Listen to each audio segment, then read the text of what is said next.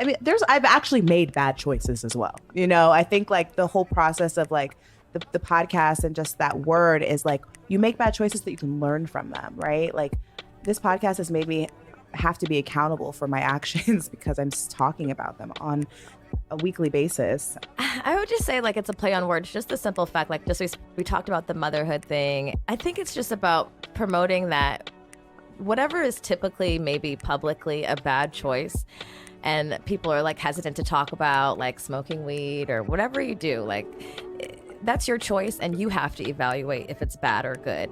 I don't think you can relate to parents until you become a parent, right? Like it's on many levels. But I've always kind of in the back of my mind thought like, if you're a couple that's not in a healthy place, you're maybe not doing a child a service by staying together, fighting, being miserable together, because the child's going to feel that energy and see all that. It might be actually healthier in a lot of ways to say, hey, like we're better as just like co-parents, not as partners together, because it can be, if it becomes a chaotic household, you think you're doing a service by staying together, but it's maybe worse for the child. Whenever you're rude to me, I'm going to play this clip. Whenever you're rude in front of Zaza, I'm going to play this clip to remind you that you said this.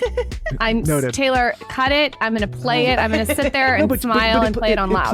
I also think that like even in relationships, because relationships go through ups and downs, period. Like, you know, and it doesn't mean that you should break up. It just means you got to work through it. I think you don't want to show your kids everything, but I think it's important for your kids to see that too, though, because so they really understand like what relationships are like, that mommy and daddy never argued. They just never argued. And then suddenly they're getting a divorce. It like makes no sense to them. They're just like, what the fuck is happening? Every individual has to navigate what that means. You know, for us, discussing cannabis, saying, hey, this is a flower.